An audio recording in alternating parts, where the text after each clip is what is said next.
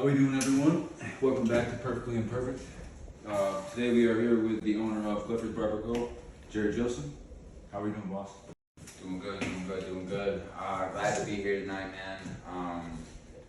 I saw your page started a couple of weeks ago. It was like super inspiring. You know, I really wanted to reach out because I feel as if I have something to offer. As far as like my voice a little bit, you know, I know a few people that definitely look up to me in like a role model type way and stuff. But honestly, just happy to be here, dude. Promoting mental health, promoting positivity, and everything that we can do to, you know, raise awareness. Appreciate that, man. So, for people that don't know much about you or your business, why don't you just give the people a little insight on who you are and what you're about? Gotcha. So, I'm local.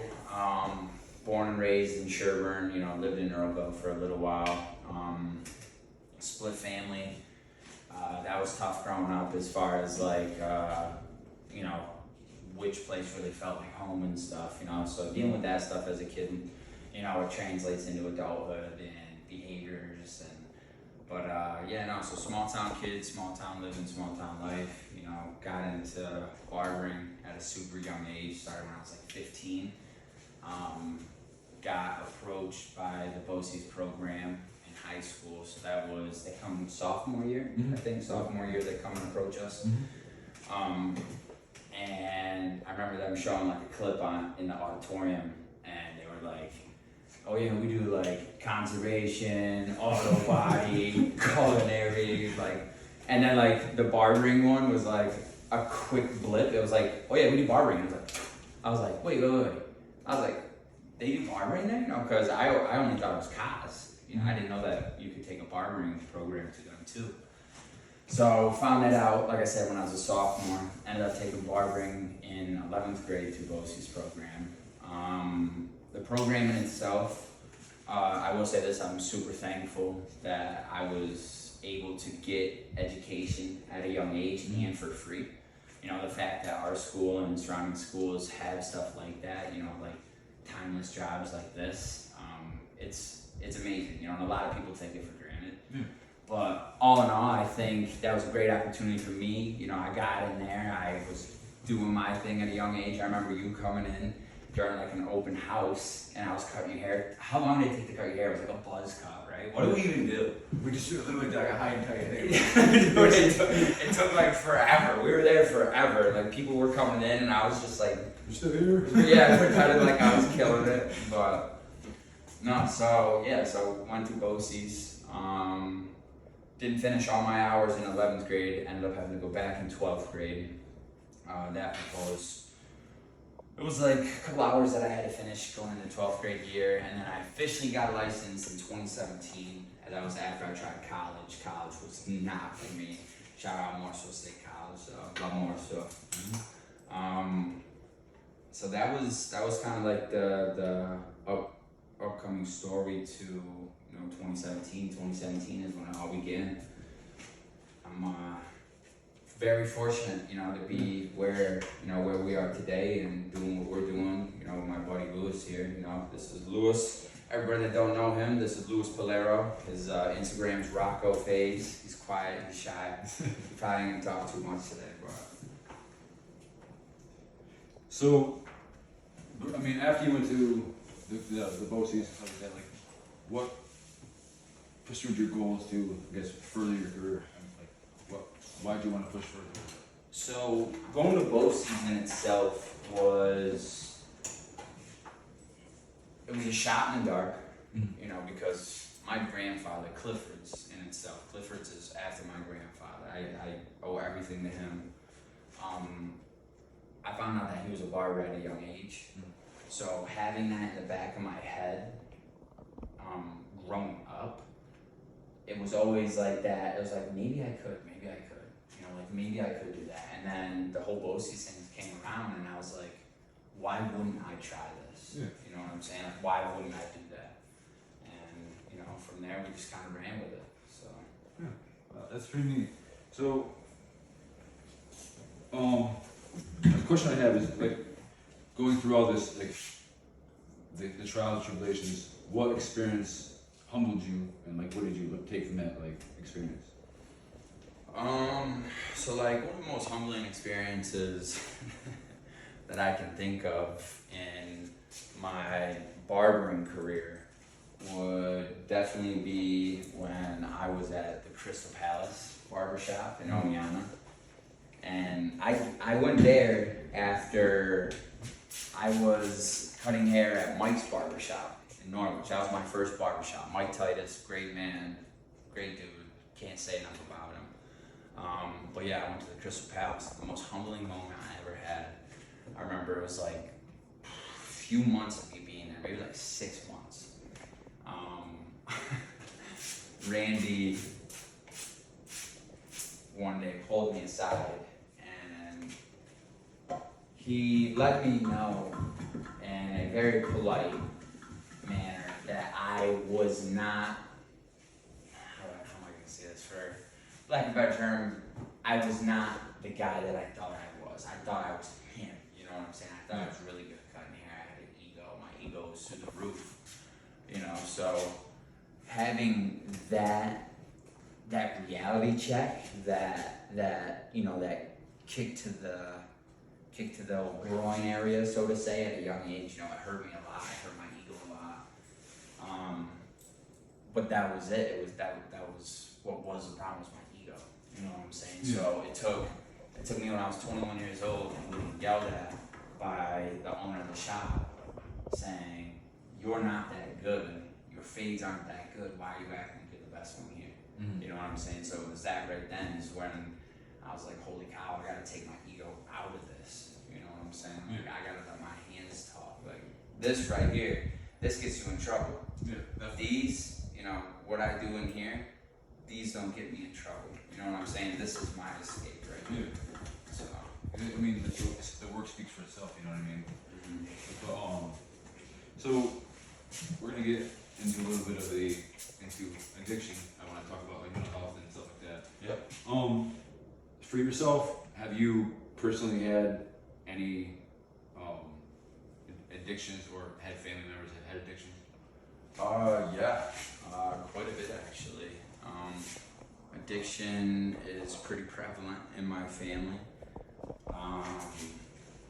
It's a tough topic to talk about for sure, but you know, that's why we're here tonight. Yeah. I watched family members, really close family members, suffer from it. You know, I personally, I went through a nicotine addiction. Mm-hmm. You know, I'm not comparing that to, you know, like opioid use or anything that's quote unquote harder, but it's horrible. You know what I'm saying? It's something that's not taken serious enough. It's something that a lot of people look at and tend to ignore because it is so complicated.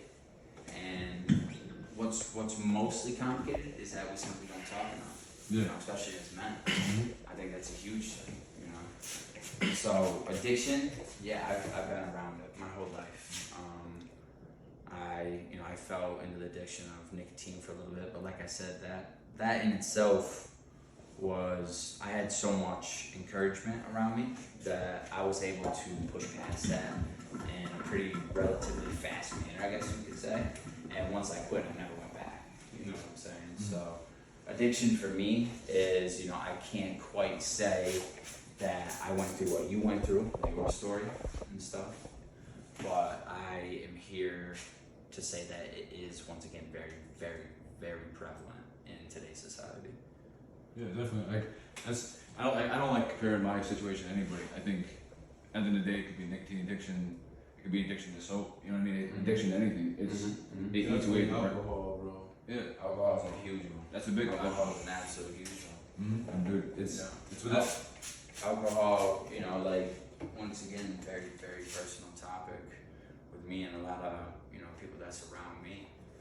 Alcohol has poisoned a lot of people that I love in a lot of negative ways. Mm-hmm. You know what I'm saying?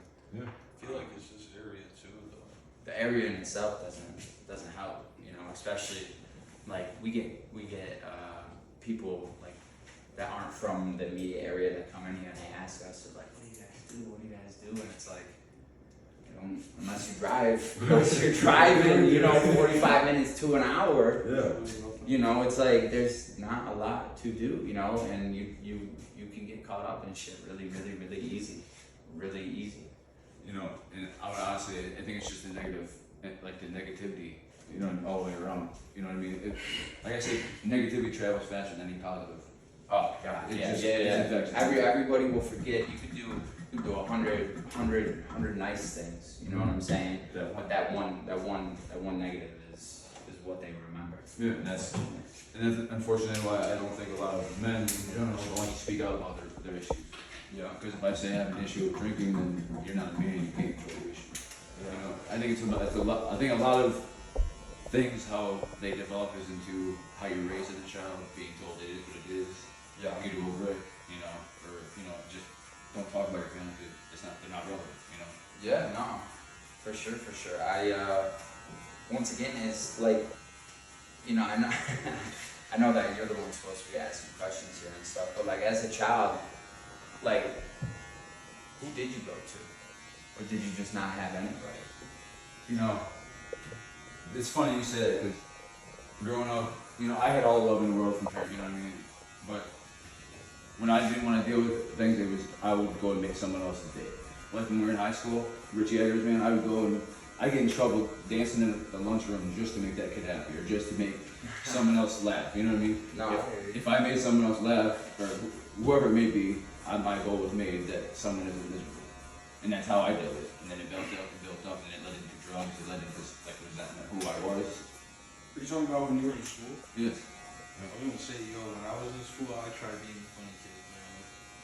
Being a funny kid. Yeah. It doesn't really happen when you like. I feel like I was only funny because I was fat. It's like, it's literally. Nah, you were funny. I feel like your negative perception of yourself. Is Nah, like bro, I got picked on a lot. No, I know that. That's facts. That's facts.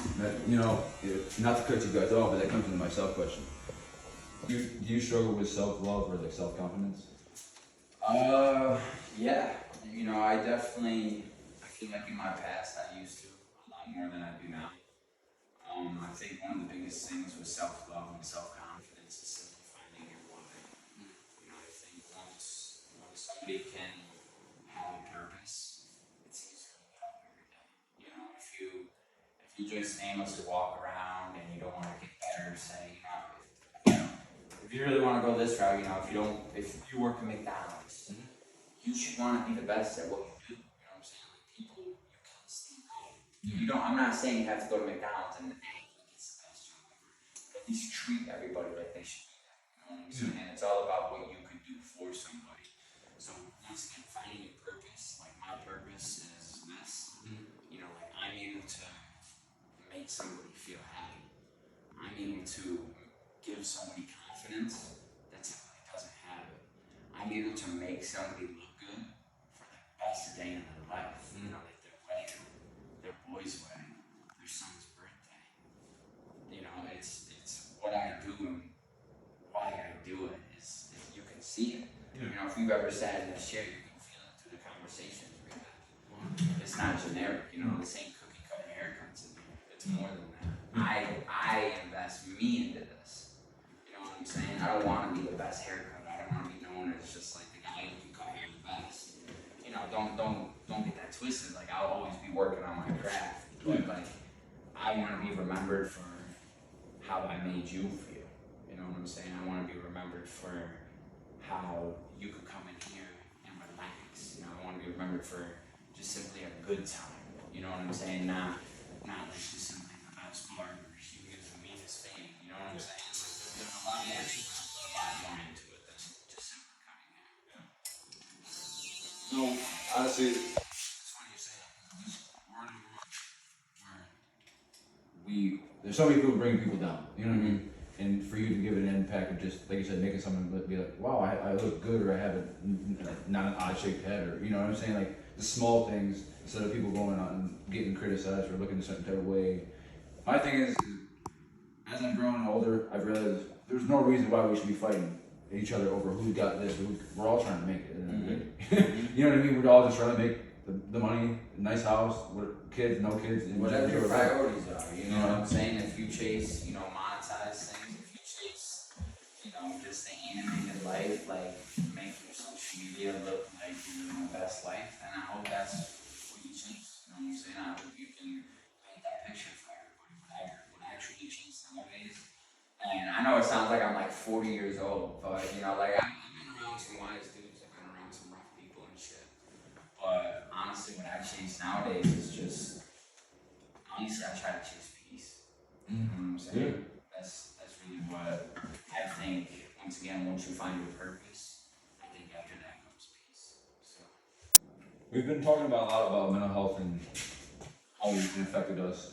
So, if you had to give advice to people who are struggling with their mental health, what would your advice be to them?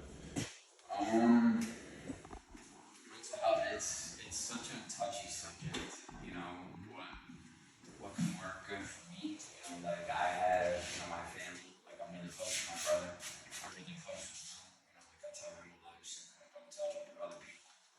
I think talking is easily the biggest thing that you can do to simply start the road to whatever your recovery may be. You know what I'm saying? Whether it is the alcohol, the mental, like you said, the self-worth, the confidence, I think talking to somebody is honestly the best thing that we can do because we've lost that connection with everybody. You know what I'm saying? COVID was a nasty year. It was a scary year. A lot of shit happened and it fucked a lot of people up. You know, and I think that year, as scary as it was, as humbling as it was, as pretty much all the emotions you could possibly have towards it. It was a learning point. I think that learning point, unfortunately, a lot of people didn't learn enough from was we need to love each other more. You know what I'm saying? I think during that shutdown, they monetized things, the cars, the expensive jewelry, the cool Jeep, the lifted this, the big tires, that shit, it doesn't matter.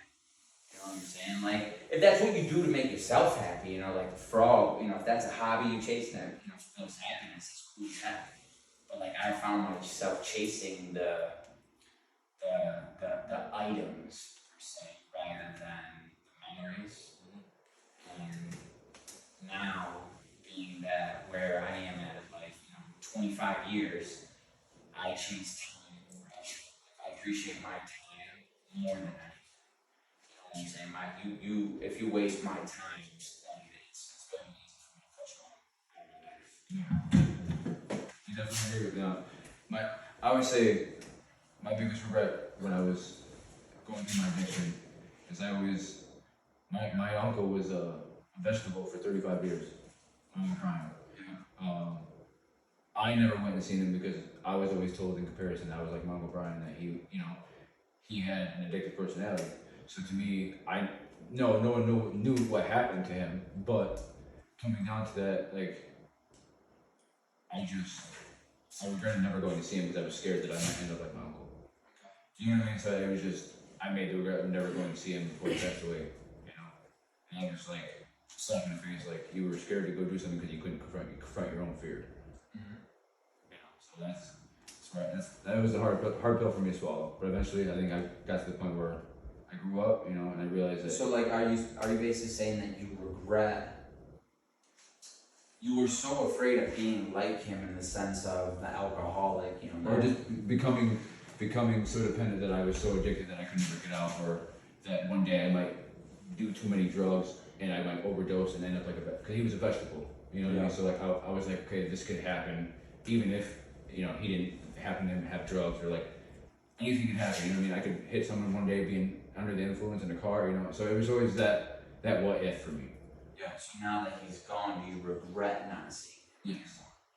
The memories is basically what you're trying to get at, as far as like you're trying to build a wall up, that false wall, trying to cover your insecurities. And what really should have happened is you probably should have talked to that person. Yeah. Because now is he with us anymore? No. And I'm sure you carry that regret around a lot. Yeah, man, it's hard because you know what I mean. Like instead of like now, because it was like I said, to me it was selfish because I didn't want to do it. Like I said, because of the outcome. But But I should have confronted that fear and said, even if I couldn't talk to him, like he just say it to him, just say it out loud that I'm sorry that I couldn't come see you because I was selfish and not facing my own addiction. Well, That's regret. It's a huge thing, man. Once you get time, that's my biggest thing. Time, my time, my memories more than anything. Yeah, essentially, I think that's where I was trying to get with, just, spend your time wisely, like, love your loved ones, make the memories. And to piggyback back to the original question, like, talk to somebody. Yeah. Like, that's what you can do, that's where you start. Mm-hmm. Like, don't jump to medication right off the bat, definitely try to get some serious help, a therapist, a friend, a family member, an idol, Yeah. just be heard. Even if like, A lot more people care than you think. Mm-hmm. A lot more people. Like I've even said, even if you have to go out and scream it at a wall, like if you just gotta even yell it out loud and say, this is what's going on. My thing is, as soon as you address you have a problem, then it's where the healing starts. Yeah. Addressing there's an issue with addiction, mental health, mental disorders, whatever. You have to understand there's an issue and you have to deal with that. Yeah. No, for sure. I think confronting yourself. Once again, ties right back into self-worth. It's basically, are you gonna hold yourself accountable? Do you want better for yourself? Because nobody's gonna help you. Like me and you, we're close to cut from the same cloth. You know what I'm saying? We didn't have a lot of stuff growing up. We went through hardships and stuff with our parents and mental illness, diseases, addictions and stuff. But and it's easy to say, being, I'm not saying I was poor and impoverished. I know a lot more people have it worse than I did. But once again, it's like you do have to work hard though. But my biggest thing is too is what a lot of people say. They're like, oh, it's hard. It's really not that hard to love. We're told it is. Yeah. We're told it is because like if we weren't told that it's hard to love yourself, then the social medias wouldn't be here, the filters wouldn't be here, the this, the that, the Botox. You know what I'm saying? Like, and once again, I'm not talking down on any of that. I use a lot of the social medias and stuff, but once again, I feel like that's a false security. You know what I'm saying? Well, I mean, I think Facebook's a lot where you can run behind a wall and talk crap behind someone's back or say you're feeling like this. Or I think the big thing now is you can go on Facebook and be anonymous. You can, you know what I mean? Mm-hmm. I mean, by all means, if you want to express, but like I feel it's a false hope. Like I'm gonna tell these people that don't care about me, and then I'm gonna assume they're gonna help me. Not vice versa. Not everybody's gonna be like that because people do care. But I just feel like people just need to talk in person. Honestly, like what we're doing. Yeah, like you know what I'm saying? This is for social media and stuff, but this is this is raw. This is authentic. This is people that have been through some stuff. You know what I'm saying? Yeah. So hopefully just us being able to speak up about it. Hopefully somebody else can come on here that always wanted to be heard. You know what I'm saying? You might not know whose life you could change just by simply giving them a platform to speak. Mm-hmm. You know what I'm saying? Somebody that's been through more than what we've been through. Mm-hmm. So hopefully, I know a lot of people that are way hurt than me, way more hurt than me, that can give you a better story than I can give you, more or less. You know what I'm saying? But it's what we're doing, what you're doing is exactly what it's. I mean, at the end of the day, I had the outlet. My mom helping me through she helped me through. Like if it wasn't for her, I would probably be 6 feet under. Mm-hmm. Even though she turned me in, it's either that or you put your kid 6 feet under the dirt, and she didn't want to do that, so it was the best thing for me. I just wish I would have seen the love earlier, but it's hard. You know what I mean? It's one of those things. Yeah. It's one of those things. No, definitely. Dealing with demons and stuff is tough. Like piggyback off that, I remember the first time I was getting into drugs. I told you, I believe at your house. I said, what did I say? I said, man, I'm making all this money. You told me, give it 2 weeks. I believe you said, give it 2 weeks, your ass gonna be in jail. Yeah, I said that. So give it 2 weeks, all this glitz, glamour, new truck, this, chain that, new football cleats, everything. I remember. You told me, man, that's probably, that for me, that was probably to look back and be like, that was the most humbling moment. Being like, I was bragging about this, but this man told me. Yeah. You were trying to live a lifestyle that just was unnecessary for you. You know what I'm saying? Like that petty trap. I always thought the grass was always greener, on the other side. Yeah, no, quick money, easy money. It's, you know, it's fun. It's fun. Adrenaline's fun. You know, but it's definitely not the life to live though. You know, it's not sustainable. Like it's just not right to be. You know, I guess now that I look back, is if I would have killed someone doing what I was doing and selling drugs, then I'm just as guilty as any murderer out there. You know what I mean? Yeah. Not to a certain sense, but like you know, giving something that could personally kill them. You know what I mean? Or whatever. Yeah. No, I understand. I understand the possibility. Not to the extent. The what ifs. Yeah, the what ifs. The what ifs. They're definitely scary. Yeah. For sure.